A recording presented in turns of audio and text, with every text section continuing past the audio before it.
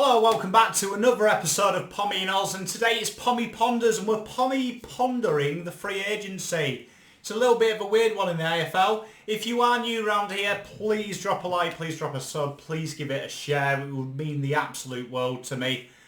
Because we're nearly at 500 and that would be absolutely grouse. Like, that was like a long-term aim and we've hit it so quickly. If we can just sneak up there, that would be absolutely fantastic. Now, obviously, free agency for Carlton is kind of like just the go-to area, isn't it? It's something that just about every player who ever is out of contract is linked with us in the last 3 years. And this year's been no different. We've got Adam Saad, Adrian Dodoro's in the press this morning. Zach Williams has already signed. And I've had a lot of questions, particularly just personally, about, the difference between Zach Williams and Adam Saad. And I want to go in this video just kind of explain the differences between them two cases of why Saad's going to cost us something, potentially, and why Zach Williams is going to not cost us anything, but also go on a tangent of why I think the free agency is a flawed system and why I don't see this Adam Saad trade being a problem. I know a lot of people are like, that Dodoro's going to fleece us. I want to explain a few reasons why I think because of the way that the system works, we can actually end up ripping them off, which would be a nice change because Essendon have spent an eternity ripping people off from the trade table and now they get their just desserts. So, obviously, firstly, the reason that we've got Zach Williams is he's what's called a restricted free agent. He has been at the club more than 7 years and he is in the top 25% of their wage earners. And once you get to the 7 years, basically you can choose to stay or go. Options are club matches a contract offer from someone else and a trade is enforced. And he's exercised his right to leave, and GWS are a well-run club. They don't often keep people without them wanting to be there, and that's probably how most clubs should act if they've got any moral compass whatsoever. If a player doesn't want to be there, why do you want that in your group? And to me, I question any club that does keep theirs. I know players are a commodity, that is your stock, but even in EPL, in soccer, genuinely, if a player wants to leave and he's adamant and firm about it, it usually happens. There's a couple of exceptions to the rule, Messi recently, but genuinely, you wouldn't want a player at your club. And if you're well run, where Barcelona isn't well run anyway, if you're well run, you don't want that. And to me, it just ruins the equilibrium.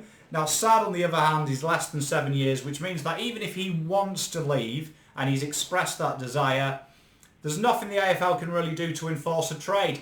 Basically, he's got two options available to him. He stays, or because the trade's not forced, or he enters the pre-season draft and hopes he doesn't get picked by clubs that he doesn't want to go to, because there is a legal binding agreement that should they be able to match the contract offer he presents in the draft, he has to go regardless. And to me, in 2020, that is mad, because you're basically rewarding clubs for piss-poor list management.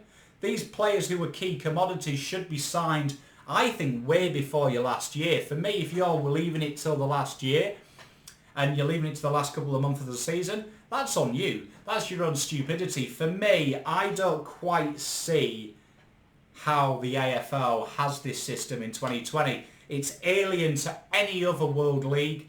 It's a stupid rule. And for me, it makes players become slaves to their club, and it shouldn't be that way. There should be a loyalty, and to me, the way that you garnish the loyalty, I think you flip the rules. I would personally have, if you're there for 7 years, a separate cap that is for 7 years and over players, which then allows a club, for someone like Zach Williams, should they want to be able to keep him, they can attract him with more money, and it's off the books. Kind of like a marquee system that you see in the NFL and that you see in the MLS. It's a very successful system. And that would promote loyalty, and it also then stops clubs cherry-picking talented, established players from other clubs. But for me, you want to promote movement. Movement creates change, it creates competition. And for me, even the way that the free agency's gone, we haven't seen sides build super sides. Like, if you look at the NBA, the Lakers have built a super side. If you look at that, it doesn't really say it does. What it does do is it promotes competition and it promotes a more fairer system. For me, Essendon shouldn't be rewarded for not keeping a player happy and letting his contract run out. And the same with De Goey. There's a lot of talk that De Goey's unhappy. That's on Collingwood. The punishment should lie with Collingwood. They should be at a situation, for me, where a club like Carlton or Brisbane offer him $1 million, and if he chooses to accept that, he goes. And for me, that should be the rule. If it's higher, they put in a bid, and I think it should be a one-time bid system as well. I don't think you should have the option to match it. It should be a one-time bid, because it's encouraging clubs to hold players to ransom for me. If I offered De Goey 500k and it's a blind draw, I don't know what the other teams have offered.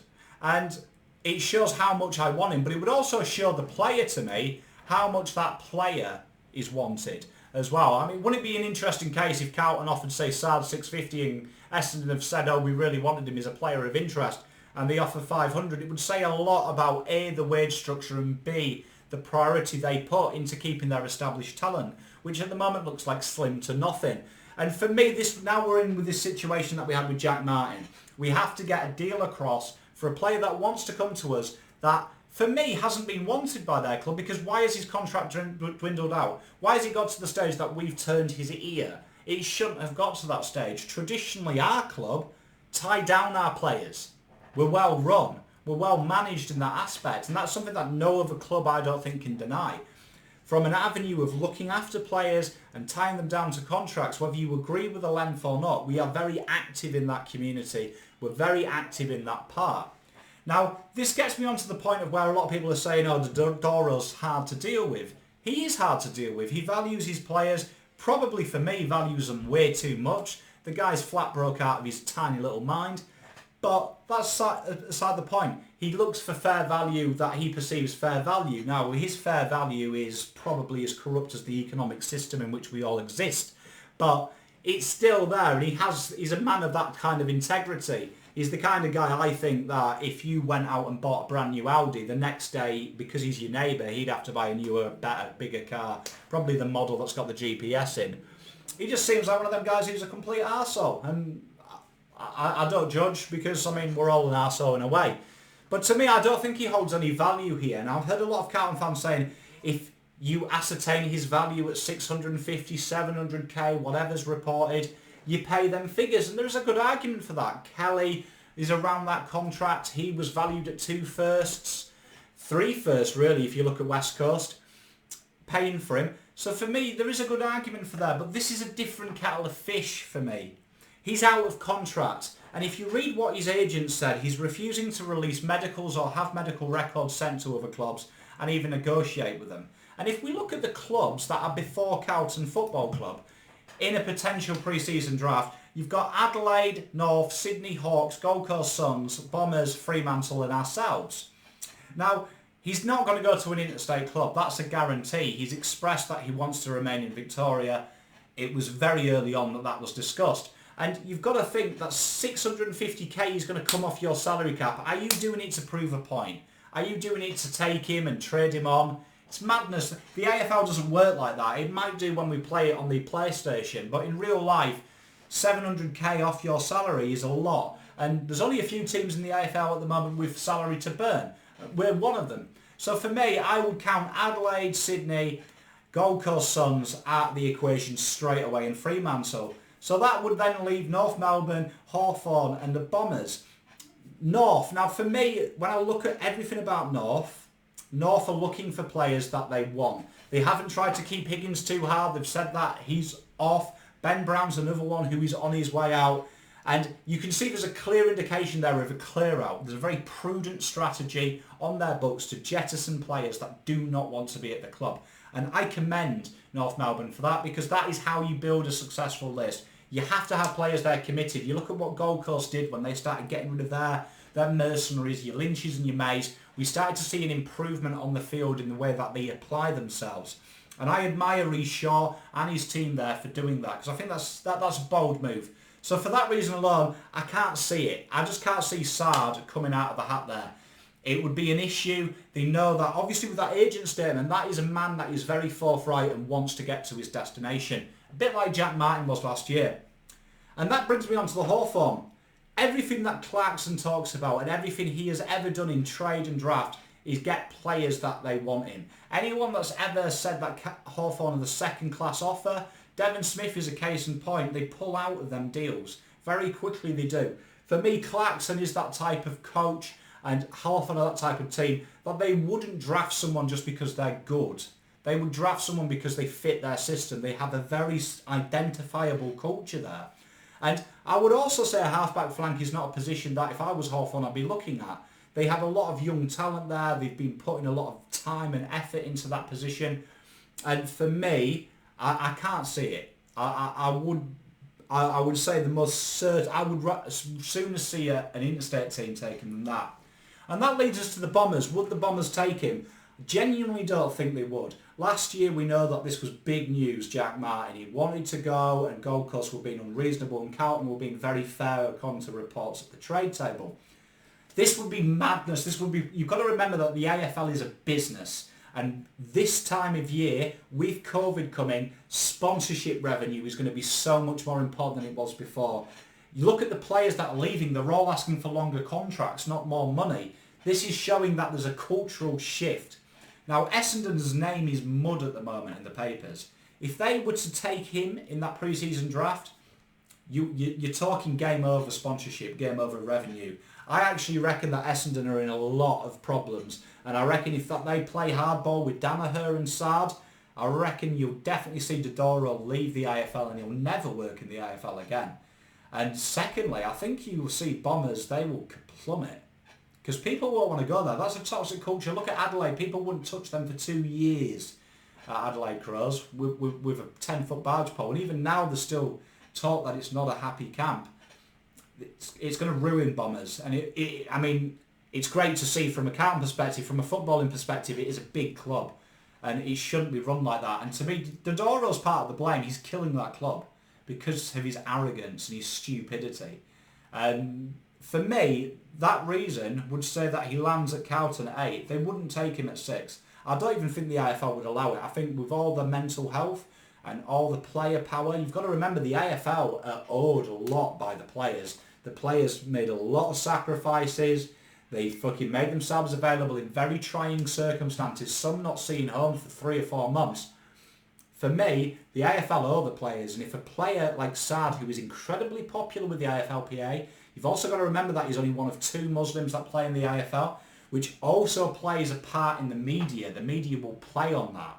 They will play on that and they will make something that it's not out of this case. For all them reasons, I don't think Essendon will take Saad, which would leave him to us. And we know that. We know that because they can manipulate the contract. We've got enough room in the salary cap to front end it. We know Martins drops off the books end of next year because we've restructured it as per the reports.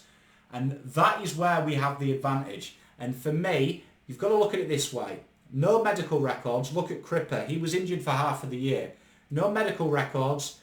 700k off your salary cap without speaking, talking or having a medical. You would be suicidal to do that in this draft. You would be suicidal. It would be the stupidest single footballing move in the world.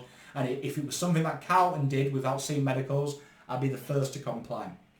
So, that being said, we've manipulated the draft in the terms of where it is. It's a very flawed system. It shouldn't get to this stage. If Gillian had any common sense, he would remove this loophole. But that means we know we could get him for free. And I guarantee you right here, right now, he enters the PSD, we get him. We get him for free. Absolute free. That is a guarantee. I will guarantee that. Right? So for me, when we go into these trade negotiations, Dodoro has no leg to stand on.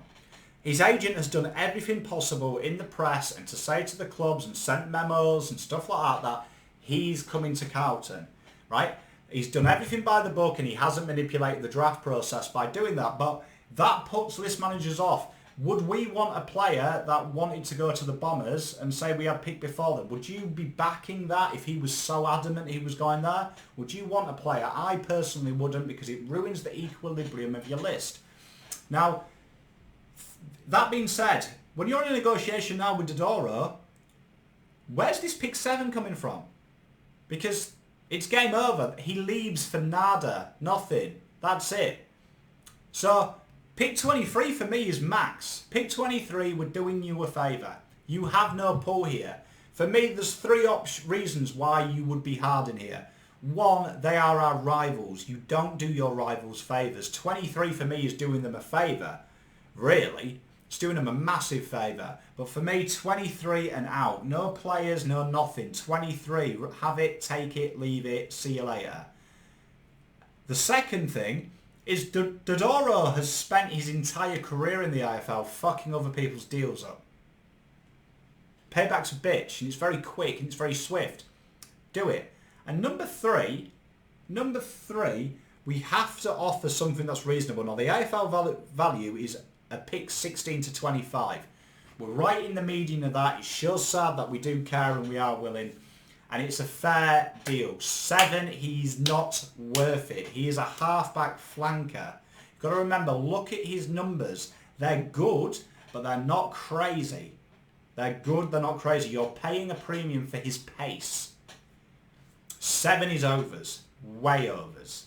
Can be used on other things, particularly on a player that can walk for nothing. Pick 7 has value this year. It's alright people saying because they haven't done any draft research, it's a compromised draft, doesn't mean that the players that are available aren't good. You've got Tanner Brown, very talented footballer, elite. You've got a lot of good players in them early parts of the draft, so 7 will be valuable, particularly to someone like Geelong, who are after Geelong. They have got a culture there. A lot of players will be looking at Tanner. I know for a fact a lot of people are looking at him, and he's due around that pick after the academy selections. So for me, that is where we've got to look. That 7 has value. It could be another player. We can get Saad for free. Would you go out and pay 100 grand on a car when you know in a week's time it's nothing? You would be stupid. That's my thoughts on it. Let me know what you think. Would you play hardball or would you get a pick 7 just to do it? Do you not see the value elsewhere? There is a lot of rumours linking him with other players. I thought it was a fun ponder and I hope we've all learned something. But let's have a discussion about it. Drop some comments and we'll have a little chat. Pom out.